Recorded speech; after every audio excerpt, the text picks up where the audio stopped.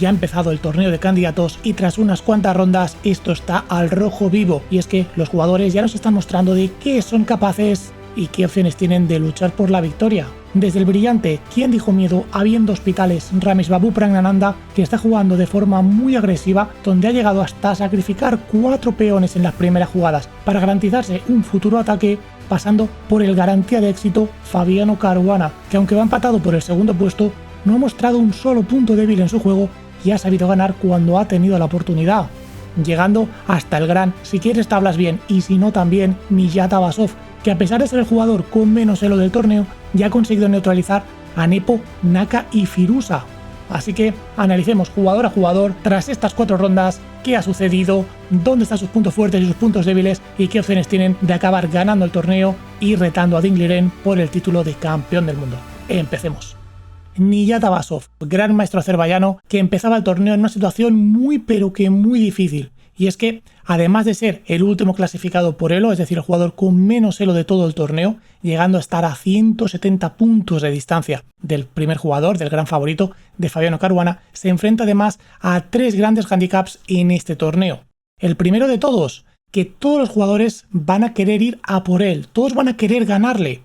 ¿Por qué? Porque es teóricamente, al menos por elo, como digo, el jugador con menos elo de todo el torneo y por tanto la víctima a la que tienes que ir a ganar sí o sí. Por tanto, a priori no debería tener ninguna partida fácil porque todos van a ir a cuchillo. Lo segundo, pues que el pobre Basov es el jugador con menos experiencia en torneos de élite, es decir, no está acostumbrado a jugar ronda tras ronda contra los mejores jugadores del mundo. Por tanto, no sabe, o al menos no tiene esa experiencia para enfrentarse a esta situación tan molesta durante el torneo.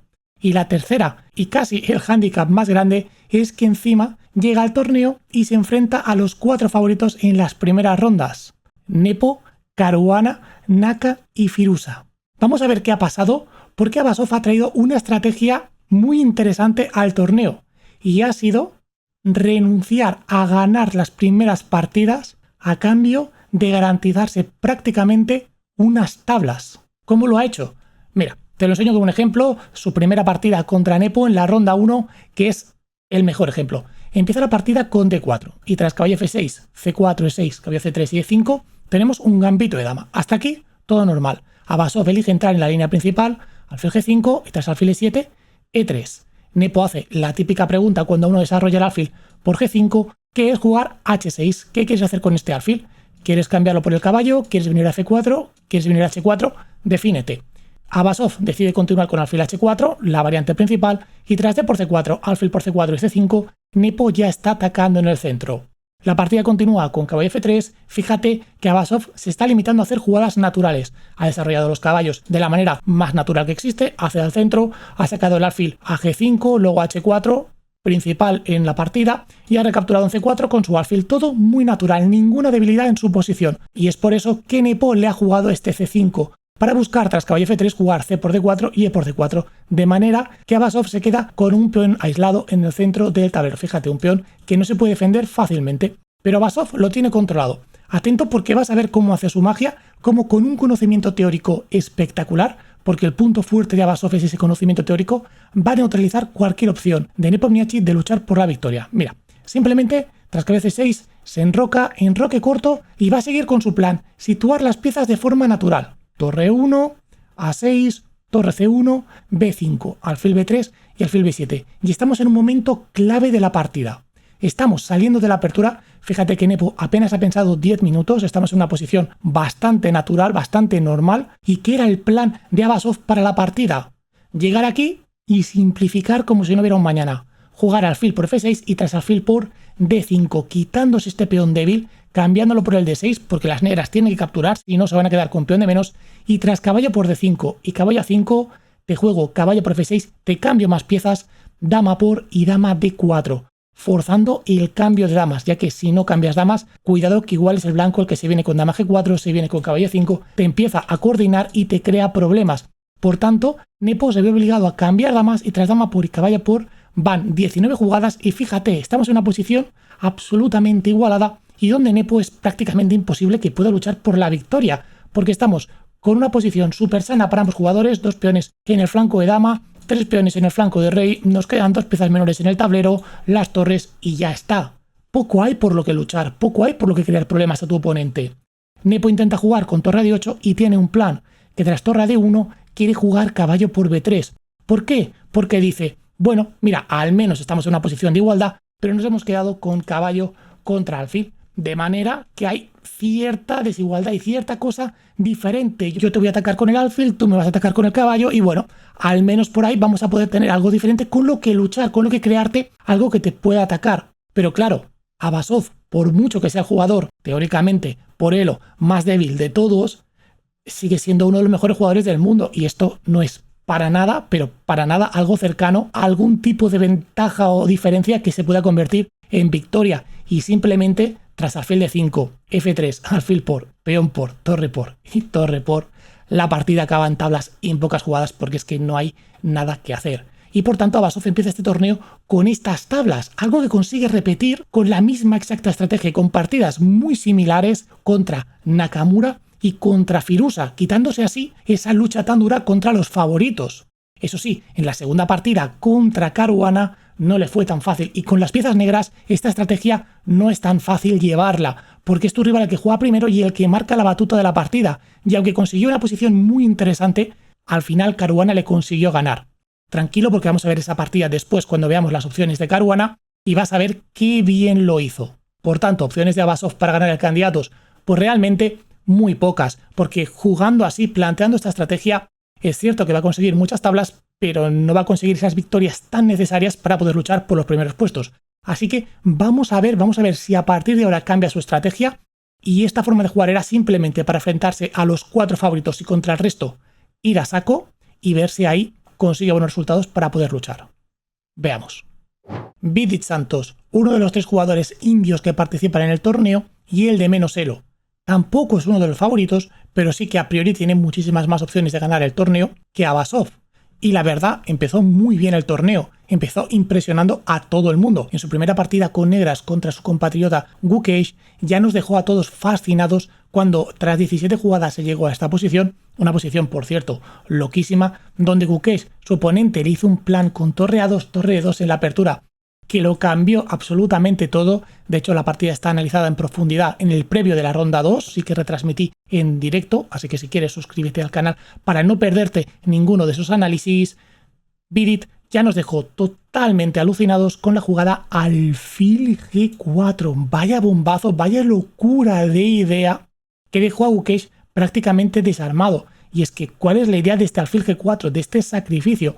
Bueno, básicamente el plan es que si te capturan, has conseguido liberar la casilla de C8 para tu torre, es decir, vas a poder continuar con torre FC8 amenazando a la dama y iniciando un ataque decisivo contra el rey D1. Por ejemplo, las blancas juegan dama D3, puedes pegarle otro sacrificio de torre, torre A1, bombado y tras alfil por A1, torre C1 jaque, rey E2 y E4.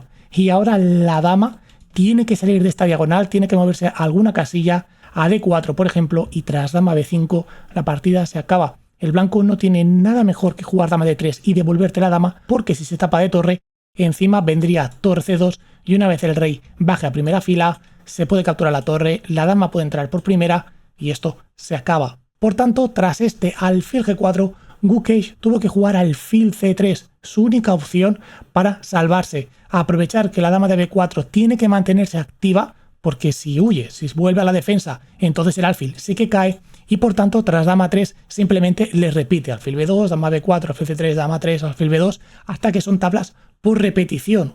Sin duda, una brillante idea de Vidit, pero que no es nada comparado con lo que hizo en la segunda ronda en su duelo contra nada más y nada menos que Hikaru Nakamura, donde en una española, tras tan solo 7 míseras jugadas, se llegó a esta posición, una posición súper teórica, muy pero que muy conocida, donde el blanco contesta con D4. Y aquí, básicamente, lo que hay que hacer con negras es jugar alfil B6. Es la jugada más jugada en esta posición, de hecho, prácticamente la única que se ha jugado en partidas entre grandes maestros, pero Vidit traía una novedad que jamás se ha visto, y es que en vez de huir con el alfil, decidió jugar con C6, una jugada que a priori parece que no cambia nada, pero que tiene muchísimo veneno. Y es que, tras alfil D3, las negras ahora sí juegan alfil B6. ¿Y cuál es la idea de Vidit? ¿No está acaso entregando un peón? ¿No puede simplemente Nakamura jugar peón por y caballo por E5? Sí, puede, y de hecho lo hizo. Pero es que esto es lo que tenía preparado el gran Vidit, porque otra vez nos viene con una jugada espectacular de alfil y que Nakamura no pudo prever, porque es una jugada que no tiene ni sentido. Jugó alfil por H3, pero, ¿qué locura es esta? O sea, ¿cuál es la idea de alfil por H3? Fíjate, el plan de Vidit es que una vez el blanco te capture el alfil, te juegue G por H3, o sea, una idea que no se ha visto jamás, va a poder continuar con dama B8, amenazando el caballo D5 y haciendo que si ahora simplemente retiras el caballo, porque no puedes venir a defenderlo con F4 porque está clavado por el alfil de B6, lo que va a pasar es que cuando juegues caballo F3, ahora la dama entra por G3, no puedes capturar, insistimos, estás clavado por el alfil, tienes que jugar rey H1 y ahora te vengo con todo, porque te voy a capturar en H3, cuando te vayas con el rey te voy a traer el caballo, te voy a entrar por aquí, te voy a entrar por aquí, te voy a entrar por H2 y la posición blanca colapsa. De hecho, lo mejor que tenía Nakamura tras este dama B8 era jugar alfil F4. Esta era su mejor defensa, ya que ahora tras alfil C7 es cierto que el negro recupera la pieza porque este caballo no se puede defender, no puedes traer más piezas a defenderlo y cuando lo muevas cae el alfil de F4 y bueno, más o menos parece que es igualdad, pero claro, ¿tú cómo vas a valorar esto en una partida? Si tú estás jugando una partida y te juegan alfil por H3, está claro que no lo vas a capturar porque tu rival te está jugando al toque. Fíjate, Vidit ha gastado 4 minutos y medio y Hikaru Nakamura 41 minutos. Está claro que esta posición le está volviendo loco. ¿Y qué hizo? Bueno, pues simplemente rechazó el sacrificio y jugó caballo C4. Intentó ser práctico. Dijo, oye, si el problema es este alfil que no para de atacar y que me está fastidiando toda mi defensa, pues juego caballo C4, te lo amenazo y si puedo te lo cambio. El problema es que por supuesto no llega. La negra juega en alfil G4 y tras dama C2 simplemente a alfil C7. Una decisión que quizá no es la mejor porque aquí Vidit también estaba fuera del libro, es decir, este caballo C4 no lo tenía preparado, no conocía esta idea porque realmente no es la mejor jugada de la posición. Como ya te he dicho, lo mejor es aceptar el sacrificio y luego jugar ese alfil F4 y que obviamente es algo que una partida uno no puede valorar, necesita mucho más tiempo para entender toda la complejidad de esa posición. Por tanto, la partida siguió avanzando, Vidit igualó en tiempo a Nakamura, Nakamura empezó a remontar, pero se llegó a esta posición tras tan solo 18 jugadas, un momento en el que Nakamura estaba bajo mucha presión y cuando Vidit se lanzó a jugar con F5, Nakamura cometió un error fatídico, un error que por cierto es que es muy humano y que es prácticamente imposible de entender por qué, al menos a priori, y es que hizo la jugada F4 que parece que por fin le libera porque va a expulsar el caballo de E5, va a poder asegurarse el cambio de piezas y esto parece que va a acabar en nada, pierde por la increíble jugada alfil B6, otra vez otra jugada de alfil. Por Dios, ¿qué le pasa a Vidit con los alfiles? Es que es increíble. Y ahora la posición blanca colapsa. La clave es que la entrada por esta diagonal una vez más decide la partida. El blanco no puede jugar feliz y jugar peón por caballo, porque ahora te viene caballo de 5. Te ataco con estas dos piezas y no te puedes defender. ¿Que intentas traer a defender la dama? Te traigo también mi dama. Te voy a entrar con todo, te voy a llevar el rey a la columna H y te voy a dar mate. Es decir, no hay manera de defenderse. Por tanto, tras este increíble alfil B6, Nakamura intentó sobrevivir, intentó luchar con rey F2, pero no hay nada que hacer, las piezas vienen igual. Caballo de 5, torre H1 jaque, rey G8 y aunque ya se captura el caballo, como ves, la dama entra igualmente por G5 y no hay nada que hacer. Intentó huir con el rey, pero bueno, poquísimas jugadas después simplemente se vio obligado a abandonar. Y es que aunque parece que el rey se empieza a escapar, que puede haber alguna oportunidad de salvarse, torre de 8 jaque, rey C1 y dama G5 deciden la partida. Y ahora la descubierta del caballo es decisiva. Naka intentó salvarse con B3, pero tras la simple caballo F1 tuvo que abandonar.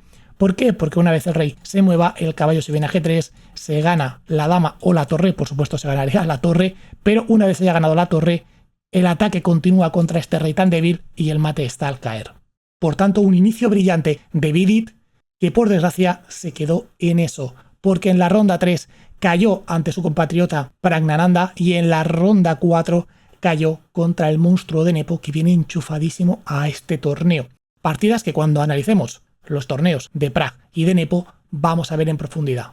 Por tanto, tras estas 4 rondas, opciones de Vidit de ganar el torneo, pues bueno, la verdad es que a pesar de empezar con mal pie, ir empatado por la última posición en el torneo, hay que decir que hay luz dentro de la sombra. Estas dos primeras partidas han sido espectaculares y ha demostrado que puede ganar a cualquiera, ganando nada más y nada menos que a Hikaru Nakamura, uno de los grandes favoritos, y por tanto demostrando que aunque tiene muchísimo, pero muchísimo que remontar, el torneo es largo y aún hay alguna oportunidad de luchar por estar ahí arriba en las últimas rondas. Así que veamos cómo continúa.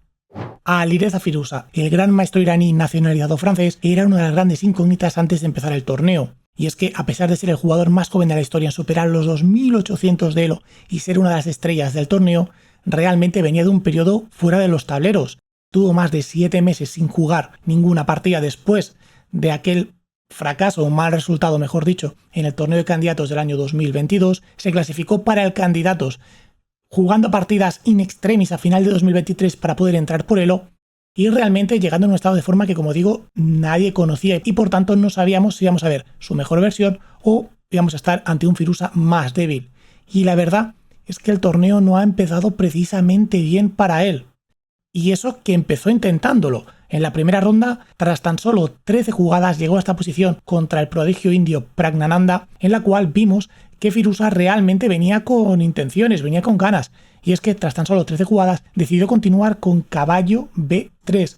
Una jugada súper interesante. ¿Por qué? Porque le estás permitiendo a tu rival que te capture en F3 voluntariamente, es decir, que te debilite toda tu estructura de peones, que te debilite al rey a cambio de obtener la posibilidad de ser tú el que ataque, de traer la torre G1, de venir por la columna G, de coordinar todas tus piezas e intentar crearle problemas. Sin embargo, Pragg le jugó muy pero que muy bien, empezando con una jugada como alfil G5, buscando cambiar alfiles, donde tras torre G1, alfil por y caballo por, el blanco cada vez tiene menos piezas para aprovechar ese ataque, ese posible ataque que podría crear gracias a obtener el control de la columna G y que de esa manera simplemente se quede con una debilidad y nada a cambio. Es una excelente estrategia, unido a la ambición de Pragg, que también le quiso atacar continuando con dama H4, activando su dama, y aunque Firuza le intentó expulsar con torre G4, simplemente dama H5, caballo D3 en roque corto, y si alguien empieza a crear problemas realmente fue Pragg, y es que continuó tras dama E2 con F5,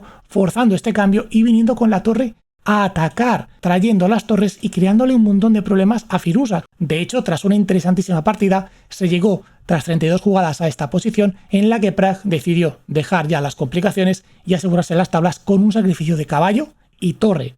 Fíjate, continúa con la jugada caballo E5 espectacular, bloqueando las amenazas de Firuza de entrar por octava fila y ser él el que dé mate, y forzándole a jugar torre por E5 y ahora torre por H2, que simplemente te da las tablas. Da mucho miedo si juegas con blancas, la verdad, ya que tras rey por te están atacando con la dama y con la torre, pero bueno, la defensa del caballo y de la dama evita que el negro pueda progresar y por tanto realmente no hay nada que temer, porque lo mejor que puede hacer el negro es continuar con jaque, jaque, jaque, jaque, jaque y esperar a que la posición se repita 3 veces y sean tablas. Y la verdad, esto fue lo más cerca que estuvo de la victoria en estas 4 primeras rondas Alireza Firuza. Y es que en la ronda 2 se enfrentó contra Nepomniachtchi, que como ya te he avanzado, viene como un monstruo a este torneo, y en la cual fue a él al que le hicieron la misma táctica que él habría empleado contra Praggnanandhaa. Y es que en esta posición de la española, Nepo jugó alfil B3, permitiendo que ahora sea Firuza el que juegue alfil por F3, peón por, debilite la estructura de su oponente, pero es que encima le puede ganar un peón con dama por D3, llegando a una posición súper interesante que analizaremos a fondo cuando veamos el torneo de Nepomniachtchi y que por supuesto acabó ganando Nepomniachtchi. Por eso lo analizamos en su resumen y no en el de Firuza.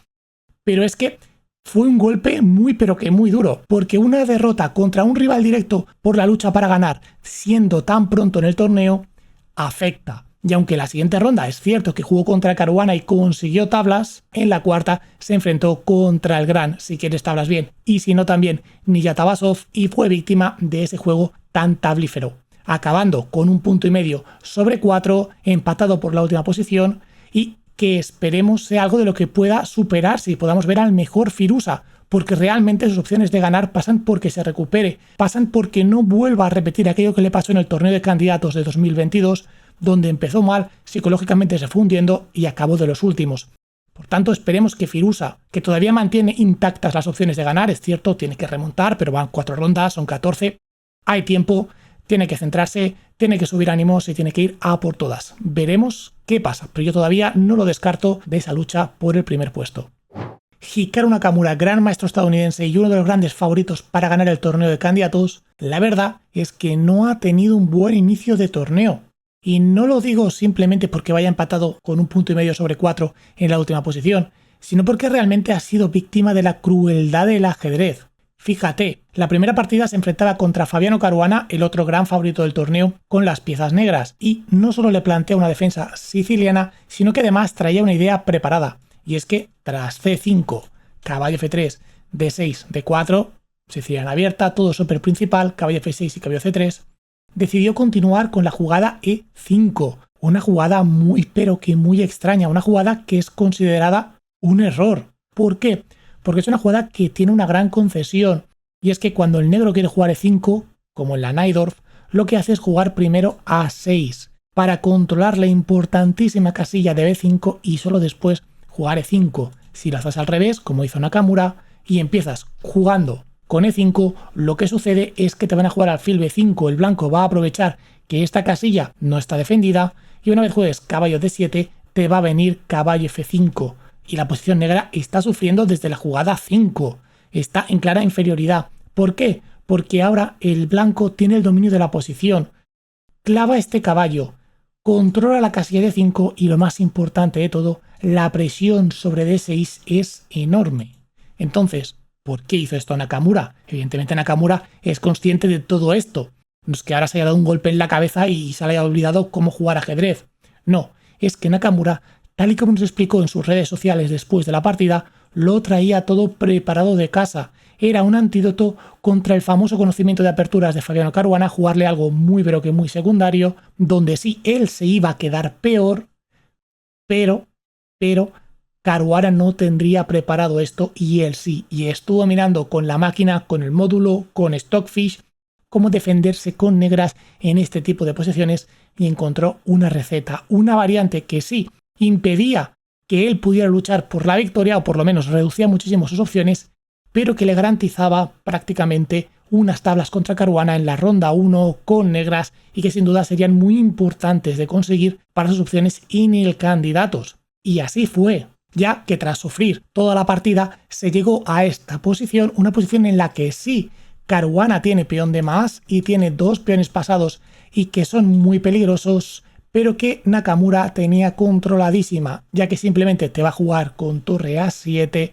y te va a situar una defensa en las casillas negras que el blanco no va a poder romper y por tanto le va a dar igual tener estos dos peones pasados porque no va a coronar. Y es que la clave es eso, alfiles de distinto color. Recuerda, los alfiles son las únicas piezas de ajedrez que no juegan en todo el tablero, juegan en la mitad del tablero. Este alfil va a jugar en las 32 casillas blancas y este alfil te va a jugar en las 32 casillas negras.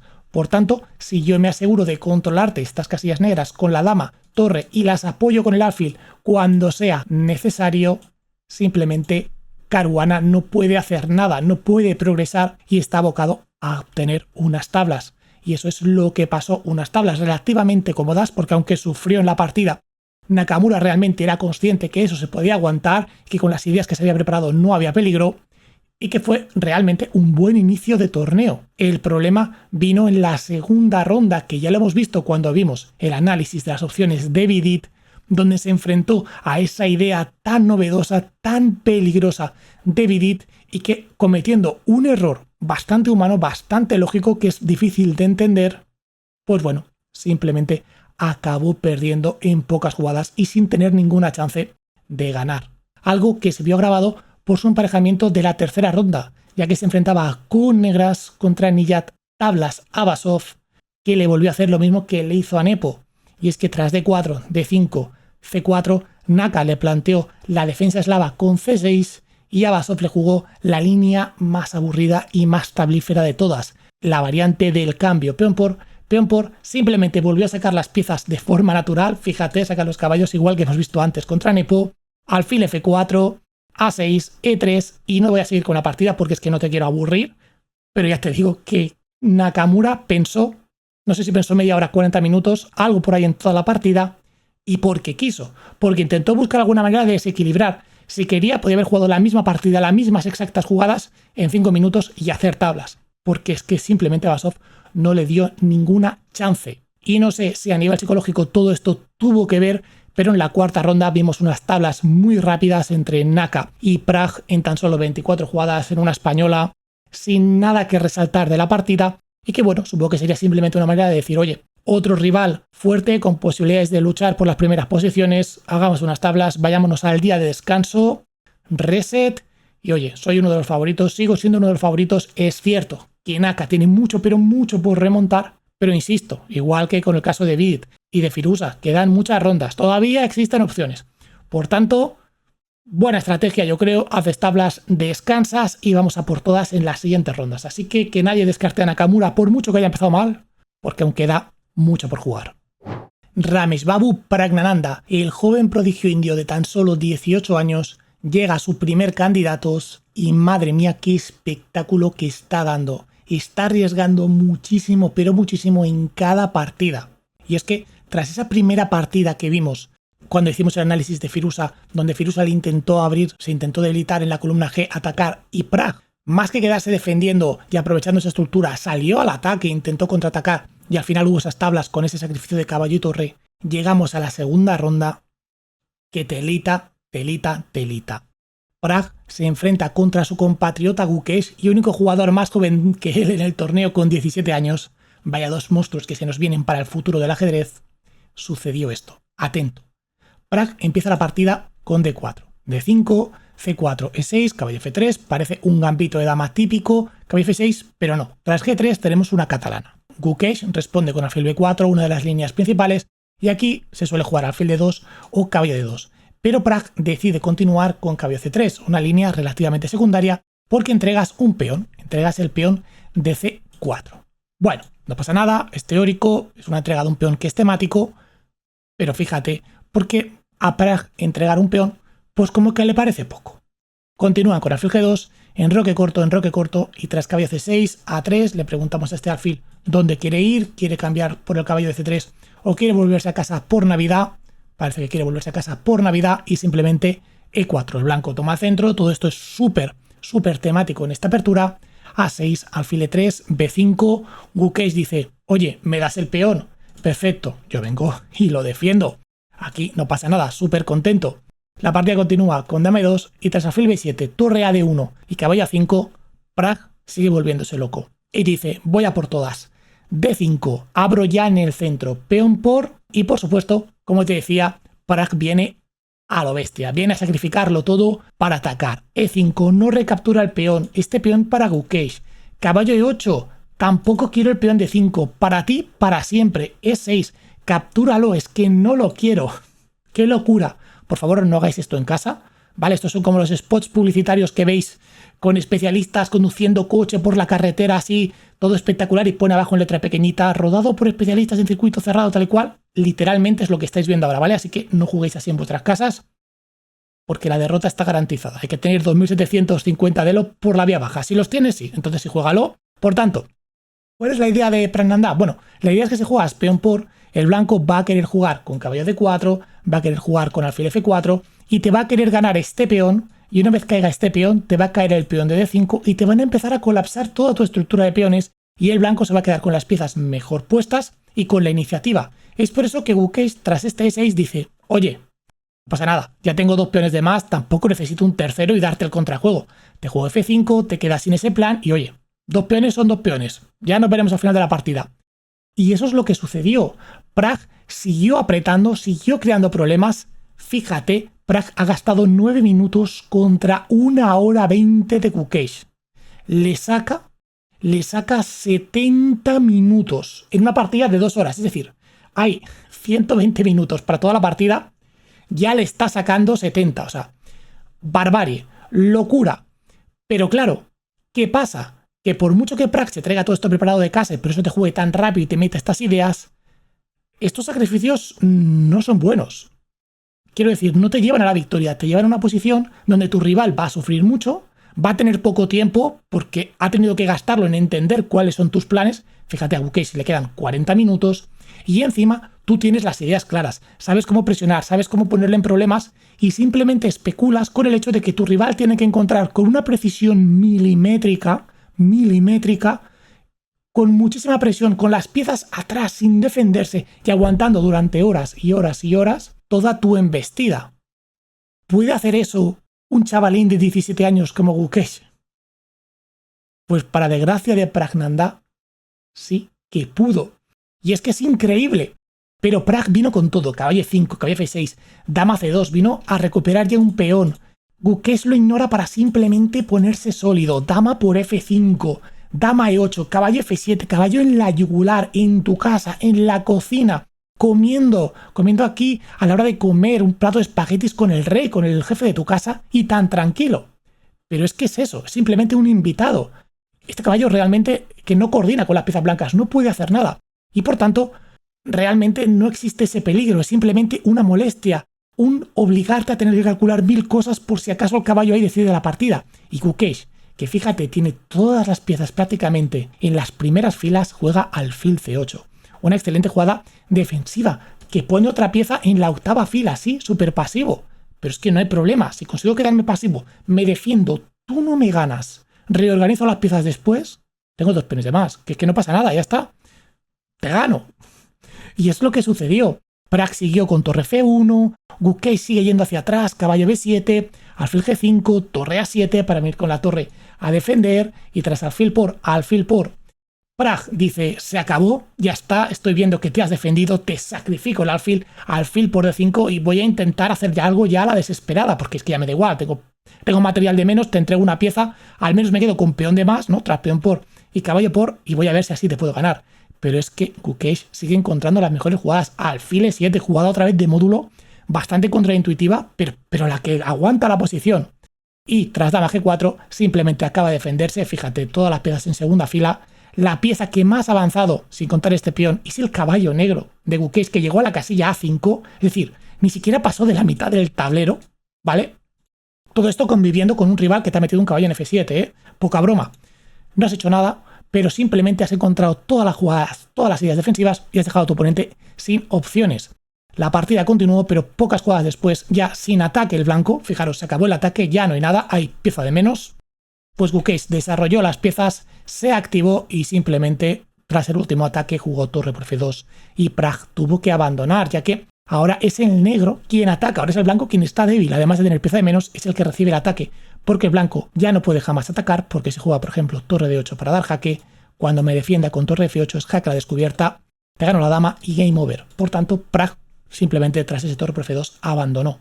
Sin duda, un resultado muy duro porque venías con ilusión a la partida, con una idea preparada de casa, tu rival te entra, te lanzas con todo, vas a cuchillo, lo sacrificas todo jugando súper agresivo y palmas. ¿Qué harías entonces? ¿Qué harías cuando llegase la siguiente ronda?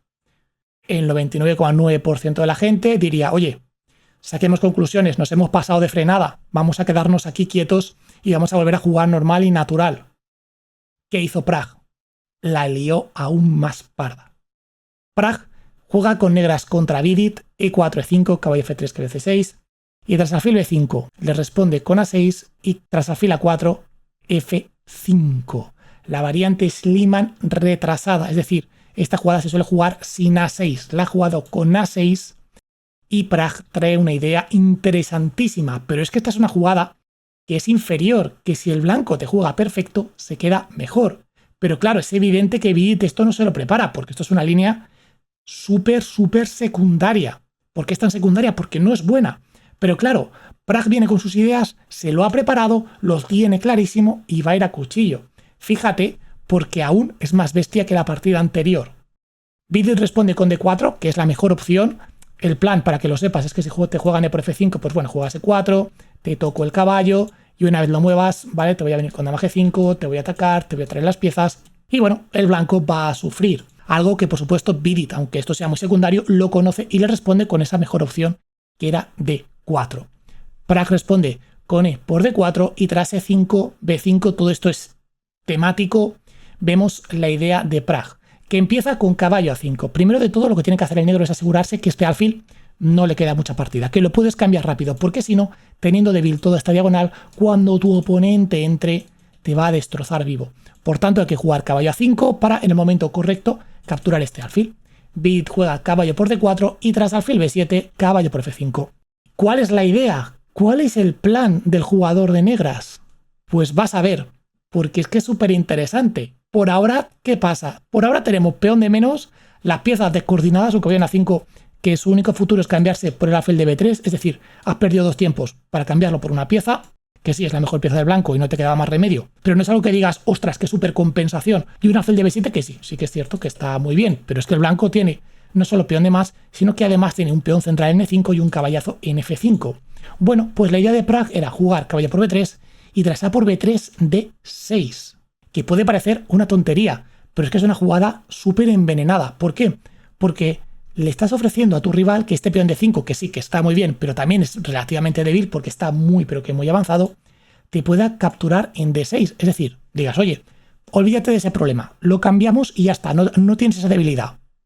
Pero no, la idea realmente de Pragg era continuar con dama d7, es decir, la idea de jugar d6 es liberar la casilla de d7 para tu dama y cuando tu oponente mueva el caballo o lo defienda, ¿vale? Por ejemplo, yo que sé, caballo g3, por decir una jugada, vas a seguir sin recapturar, vas a jugar en roque largo, que me río porque esto es increíble, en roque largo para traer la torre a 8, atacar, si te enrocas te voy a venir con dama c6, te voy a traer las piezas y te voy a lanzar un ataque bestial. Y sí, tengo no sé cuántos peones de menos porque ya he perdido la cuenta, pero que me da igual, que es que voy a ir a cuchillo, exactamente igual que la partida anterior. Vaya bombazo habría sido que esto sucediera. Por desgracia no sucedió porque tras d6, Vidit se olió todo el tema y dijo, cuidado que este tío viene igual que ayer contra Gukesh y simplemente decidió jugar dama e2.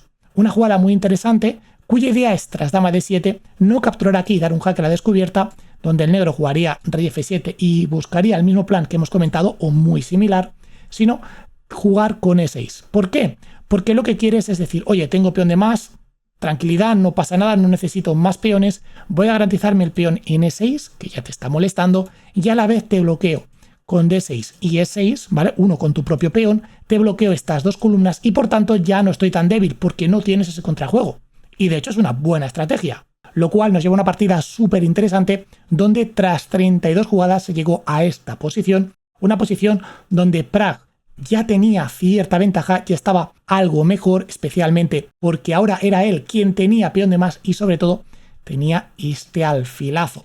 Alfil que Vidit no llegó a tiempo de capturar y que hizo que perdiera, ya que cuando consiguió maniobrar con el caballo, perdió la única oportunidad que tenía para jugar caballo por b7 al toque y simplemente Pragg le vino con el ataque, le jugó g5 con idea de abrir la columna, de atacar y prácticamente decidiendo la partida.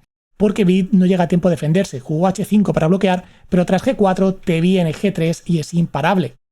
Vidit continúa torre f a e1 y g3, lo que digo, es imparable. Y aunque Vidit ahora sí jugó caballo por b7, es tarde, dama por, rey por y tras dama por b7, la entrada por g2 decide la partida. El blanco se queda sin material y simplemente es que es peón de menos en un final sin nada que hacer. Vidit busca el cambio de damas, dama f3, pero tras torre e a g5 no hay nada que hacer.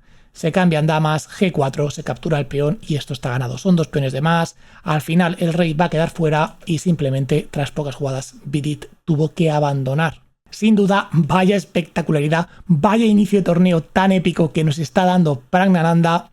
Y bueno, la cuarta partida, ahí ya sí, con negras contra Nakamura, dijo, take it easy, vamos a tomárnoslo con calma, tablas rapiditas en 20 y pocas jugadas, me voy a descansar y vamos a seguir con el espectáculo las siguientes rondas. Así que Pragg, con 2 puntos de 4, está en la mitad de la tabla, mantiene sus opciones de ganar el candidatos intactas y en busca de hacer historia. Así que vamos a ver cómo avanza todo, pero la verdad, si Pragg sigue haciendo esto, sin duda al final del torneo va a estar ahí arriba luchando y lo mejor de todo, para todo el resto del mundo, nos va a dar un espectáculo que vamos a disfrutar. Gukesh, el jugador más joven del torneo de candidatos, y que poquita broma, porque si hablamos de hacer historia, se nos viene. Y es que Gukesh, a pesar de tener 17 años, está jugando con una madurez increíble y tras 4 rondas va empatado en la segunda posición y con todas las opciones intactas para ganar el torneo. Y jugando muy pero que muy bien. ya vimos la primera ronda, esa partidaza en la que Vidit le pegó ese alfil G4 que vimos al inicio del vídeo, donde él hizo ya esa idea de torre A2, torre de 2. Hemos visto su partida de la segunda ronda contra Prag, donde se defendió y consiguió simplemente hacer todas las jugadas perfectas, mostrando una madurez impropia de alguien de 17 años, o de 20, o de 25, o de 30, o de 40, es decir, jugar de esa manera bajo toda esa presión es increíble. Y por tanto llegando a la tercera ronda con un punto y medio de 2, en buena forma y enfrentándose a Nepomniachtchi. La verdad, una partida en la que Gukesh planteó una catalana y tras un C5 de Nepo se llegó a una posición muy sólida. Peón por caballo F3, C por D4, se enrocó en corto y la verdad, tras pocas jugadas, vamos a ver, simplemente consiguió igualar, consiguió salir un pelín mejor de la apertura que Nepo, pero tampoco sin tener ninguna opción real de ganar en ningún momento. Aunque sí que hay que destacar que en esta partida, alrededor de la jugada 30, Gukesh sí tuvo una oportunidad de intentar ganar. Una situación en la que ambos jugadores probablemente ya estaban muy relajados, ya estaban pensando en que esto acababa en tablas. Los módulos nos chivaban que el blanco podía continuar con la jugada A4. Una jugada excelente que entrega un peón a cambio de venir con alfil C4, de presionar en E6, de jugar F5, ganar un peón por aquí y después recapturar el de A4. Un momento crítico que ambos jugadores omitieron y que por supuesto es muy difícil de ver y muy fácil todos desde casita tranquilos con un módulo, con un Stockfish que te chiva las jugadas. Por tanto, realmente una partida muy igualada, bien jugada por ambos jugadores y que lo dejaba todo preparado para esta cuarta ronda en la que Gukesh se enfrentaba a Fabiano Caruana, otro de los favoritos, el gran favorito de hecho, en la cual, tras una apertura italiana planteada por Caruana, en la que realmente consiguió quedarse bastante bien de apertura, Gukesh rompió todas las esperanzas tras jugar un sacrificio de peón con caballo E7. Una jugada que los módulos dicen que todavía se puede apretar con ideas como caballo G3, que realmente, bueno, muy difícil de ver porque hay que profundizar mucho para entender la idea y es prácticamente imposible que se te ocurra durante una partida, y cuya clave, este caballo E7, es que Gukesh le estaba dando un peón a Caruana. Fíjate, le estaba entregando el peón de E5, algo que Caruana, como cualquier ser humano, haría, pero que le permitía a Gukesh igualar la posición. ¿Por qué? Porque tras caballo por F5, E por F5, conseguía golpear rápidamente con C5 e igualar. ¿Por qué igualar si acabo de perder un peón? Bueno, porque el peón que te acabo de entregar, que es el peón de E5, hace que tú te quedes con 4 peones en el flanco de rey, yo con 3, pero lo que realmente importa es que ahora te estoy cambiando, liquidando el flanco de dama y nos vamos a quedar simplemente con estos peones en este flanco y eso no es suficiente para ganar. Al menos a estos niveles el negro se puede defender muy fácil. La partida continúa con alfil F4 y tras peón por caballo C6, dama D7, se siguen cambiando piezas, torre por, caballo por A7, dama por A7. Bueno, ni siquiera dama por A7, primero juega C por B4, porque este caballo no puede escapar, por tanto no hay prisa para capturarlo, no hay ningún problema. Y tras C por B4, incluso Gukesh se da el lujo no de capturarlo, sino de jugar dama D4, una jugada de cara a la galería, porque amenaza el alfil, amenaza la torre y amenaza el caballo. Caruana se defiende, dama C1 y tras dama por A7 y torre por A4, como ves, no es suficiente, estos dos peones se van a cambiar, se va a llegar en un final de 4 contra 3 con un peón doblado en el flanco de rey y son tablas. Y es lo que fue. Caruana realmente no tuvo opción de ganar. Así que ojito con Gukesh, que empieza muy pero que muy fuerte, ya ha jugado con 2 de los favoritos, ya se los ha quitado de encima, sigue en la lucha por la victoria y vamos a ver porque puede que estemos a punto de presenciar historia viva del ajedrez. Fabiano Caruana, el jugador con más elo del torneo, el único en superar los 2800 actualmente y sin duda el gran favorito del torneo, que ha empezado muy bien. Y es que a pesar de no estar en la primera posición, viene fuerte, no ha cometido ningún solo error y ha aprovechado las pequeñas opciones que le han dado.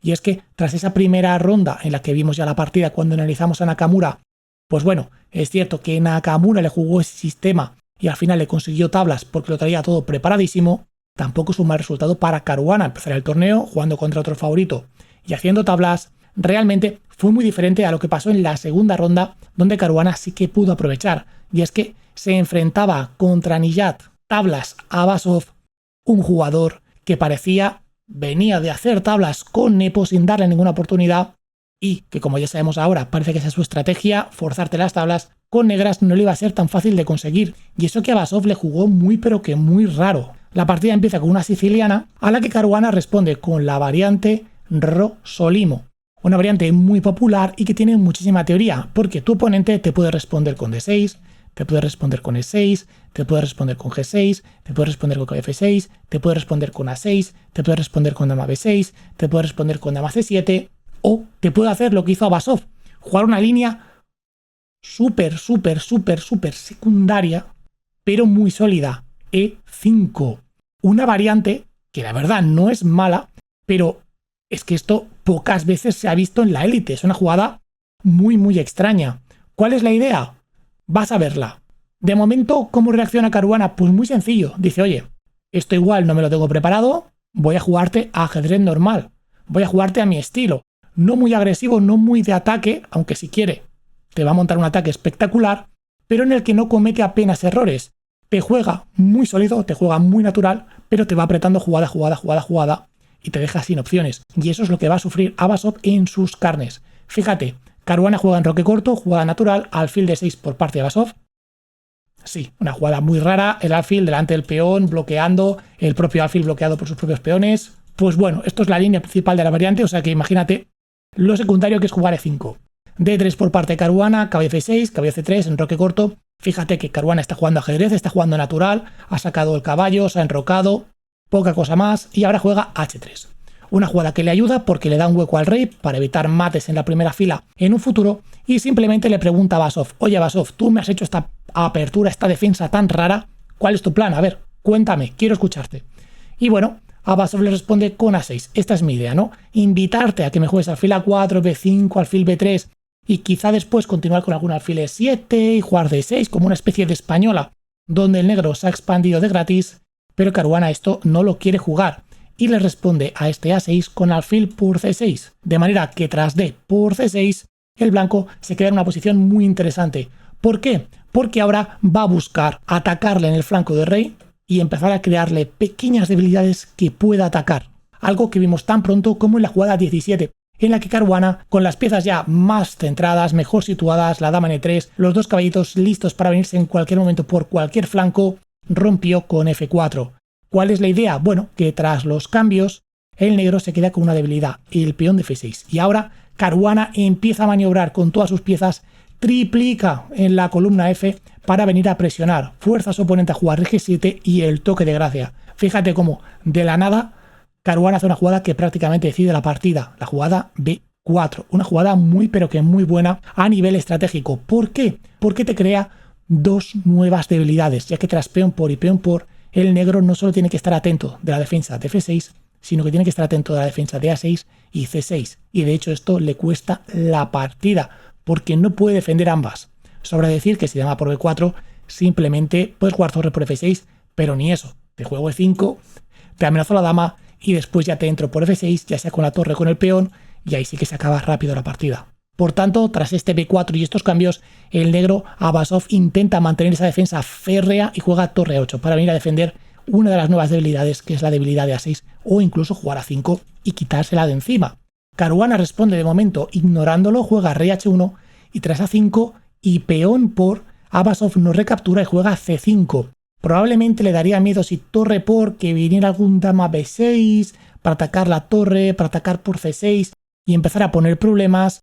Pero bueno, realmente esto no existe porque el módulo, da unas líneas muy interesantes donde dice que tras torre A2 te pueden jugar dama por C6, sacrificas un peón, pero bueno, realmente tras torre C8 va a haber compensación porque aunque sacrifiques otro, te recupero uno y bueno, estas torres aquí activas parece que es suficiente compensación, pero es una compensación muy dinámica. Con negras estás aceptando quedarte con un peón de menos a cambio de algo que podría ser igualdad. Claro, el módulo en su infinita frialdad y cálculo sabe que es igualdad, pero esto un ser humano no lo sabe y recordemos que la estrategia de Abasov en estas primeras rondas está siendo tablas. Si quieres bien y si no, también. Y esto es tomar un riesgo increíble. Por eso tras B por A5 juegas simplemente C5 para bloquear la entrada de la dama. Pero claro, ahora te juego torre A1 y peón de más. Y esto es realmente lo que pasó. Y fue como Caruana llegó a imponerse. De hecho, de una manera brillante, porque la partida continuó y en la jugada 35 Caruana le entrega el peón de A5, le entrega el peón de más. ¿Por qué? Porque tras torre por A5 y torre a F1, la entrada por F7 es decisiva. Abasov va a perder, no hay defensa, da igual que me recuperes el peón, no llegas con torre 1 para clavar la torre y que no haya torre F7. Porque sí, cuando te hagas torre F7 te capturo con la dama y no puedes capturar porque estás clavado, pero es que está la dama de B3. Me da igual tener la torre clavada. Por tanto, no hay manera de defenderse. De hecho, Abasov jugó rey H8, pero tras la simple torre F7 abandonó. ¿Por qué? Porque ahora cuando muevas la dama, por ejemplo, yo que sé, a E8, te puedo ganar con dama B1 o con dama C2, viniendo a darte mate en H7, o también te puedo ganar con E6, simplemente liberando esta diagonal para entrar con la dama, darte jaque y después mate. Por tanto, excelente y brillante partida de Caruana que le daba su primera victoria en el torneo, y que sería el estilo de juego que repetiría en la ronda 3 contra Firuza y en la 4 contra Gukesh, tal y como ya hemos visto con anterioridad en este mismo vídeo. Por tanto, Fabiano con 2,5 puntos sobre 4, empieza el torneo muy pero que muy bien, con todas las opciones abiertas para ser el campeón. ¿Por qué? Porque a pesar de estar a medio punto del líder, Jan Nepomniachtchi, que ahora veremos su torneo, todavía le queda jugar contra él 2 veces. Por lo tanto, todavía está todo por decidir. Jan Nepomniachtchi, o como se le conoce habitualmente y para abreviar, el dominador de los torneos de candidatos, viene a su tercera participación en un torneo de candidatos después de ganar las 2 primeras y ojito, ojito con la tercera, porque ha empezado muy pero que muy bien. Primera partida, ya le hemos visto ese duelo contra Niyat Tablas Abasov, esa partida en la que Niyat no le da ninguna opción, pero en la segunda empezó ya a marcar territorio, jugando con blancas contra Firuza, llegan a esta posición después de tan solo 14 jugadas y Nepomniachtchi juega alfil B3, sacrificando no solo la integridad de su enroque, la integridad de su estructura de peones, la salud de su rey, que ahora puede ser atacado, sino que además sacrificando un peón, algo que Firuza por supuesto no duda en capturar, pero que tiene su idea, y es que Nepo quiere lanzarse a por todas. Empieza con rey G2, defendiendo el peón, pero sobre todo creando una amenaza mortal, jugar torre D1 y cazar la dama, que no tiene a dónde irse, y por tanto forzándole a huir, y tras torre D1, ganando la columna y amenazando a la dama. Vamos a ver qué compensación tenía Nepo. Bueno, su compensación era que estas piezas están atacando F7. El enroque negro, curiosamente, está más débil que el rey blanco. ¿Por qué? Porque te estoy presionando en F7 con la dama y el alfil, te puedo traer el caballo fácil a presionar, te puedo traer la torre fácil a presionar, y encima te puedo lanzar todos mis peones. ¿Qué es lo que hizo Nepo? Jugó H4. Su rival, caballo C8, para intentar mejorar sus piezas. Estos dos caballos tienen que venir a la defensa, o si no, te van a destrozar. Nepo lo ignora, sigue a lo suyo, H5. Rey H8 para salir de la clavada del peón de F7.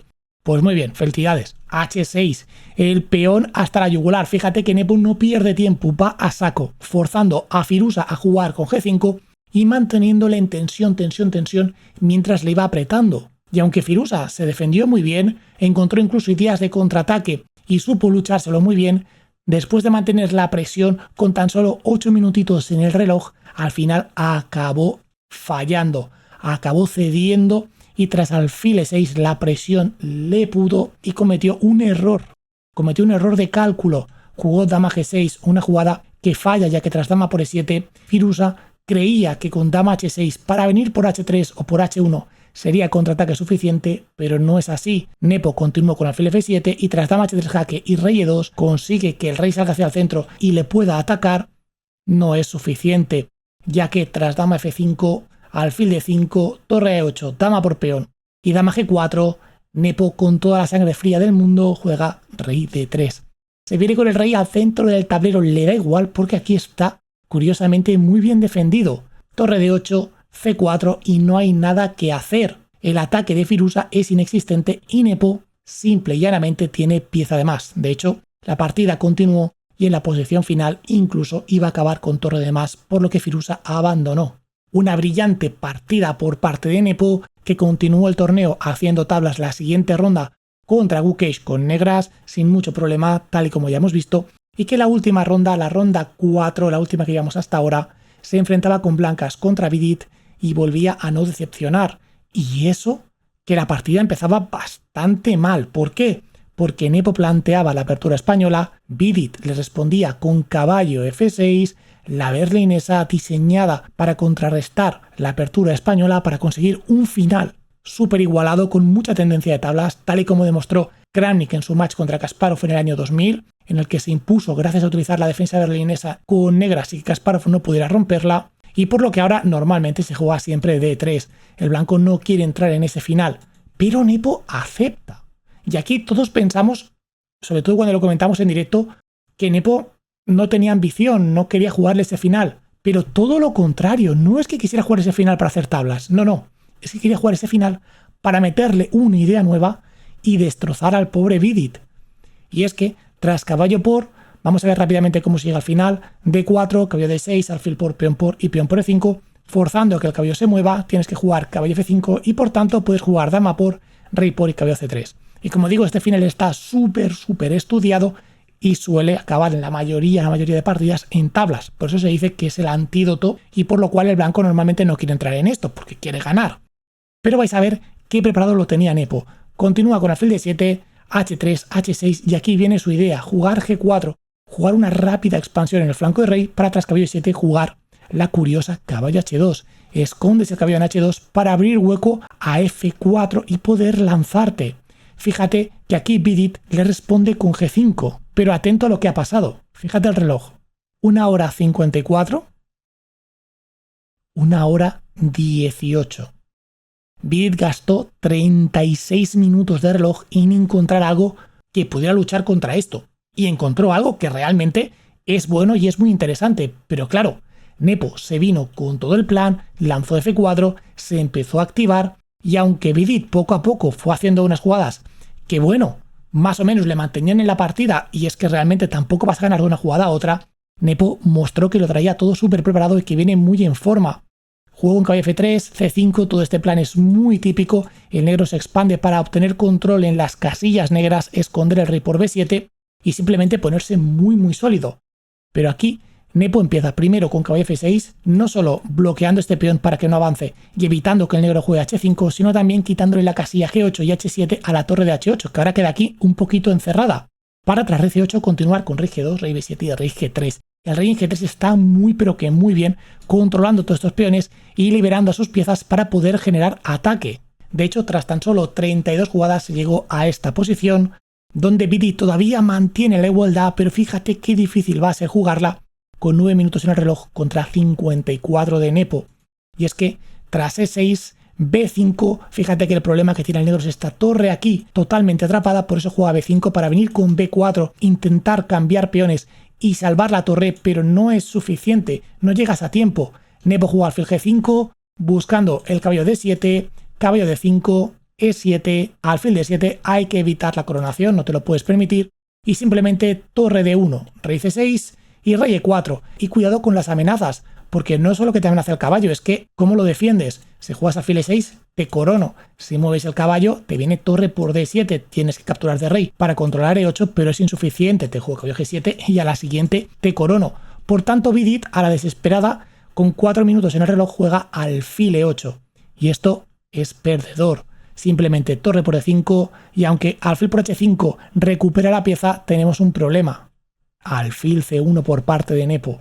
Vuelve a dejar la torre atada, que ahora no tiene torre por B2, y sobre todo gana un tiempo al amenazar el alfil de H5.